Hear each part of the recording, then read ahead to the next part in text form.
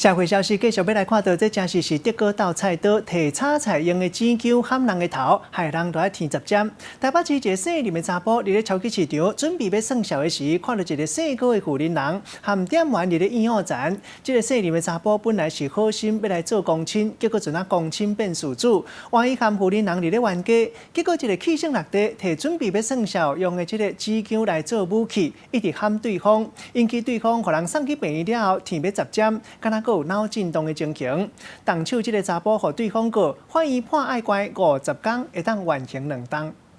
连锁超市内底，一个穿白衫的查某人咧，甲店员大细声，两个人你一句我一句，互伫咧边仔介绍的姓林的查甫人看袂做的，替店员讲话。两个人愈讲愈生气，姓林的查甫人佮气甲摕伊要买的姜，为查某人的头甲敲落，查某人伸手阻挡，嘛出手拍转去。姓林的查甫人嘛唔肯煞，佮一棍甲木落。尾啊，查某人甲嘴片啊往起来，真痛苦的款。姓林的查甫人物件等咧做伊走去，到底是什么代志会互因火气这么大？当时林姓男子将要前往柜台结账，但是他看到高姓女子呢和店员发生了纠纷哦，原本用来要结账的这个生姜呢，竟然也变成他的武器，他朝了女子的头部猛 K 了好几下。迄当阵姓林的查甫人要去柜台介绍，结果伊看到姓高的查某人甲店员咧冤家，落尾本来要介绍的姜变做伊的武器，为查某人的头壳顶甲敲落。代志发生伫台北市松山区的连锁超市，姓高的查某人因为介绍的时阵感觉店员挑工袂甲应话，但问店员是安怎袂插伊，摆伫后壁的姓林的查甫人本来是想要过去做公亲的，想袂到尾后动手，姓高的查某人送去病院了后，毋但头壳添要10针，佮可能有脑震荡，尾手告去法院。台北地院审理了后，判拍人的姓林的查甫人开押50天，缓刑2年，尾啊双方嘛达成和解。我觉得遇到这种事情就是要理智一点，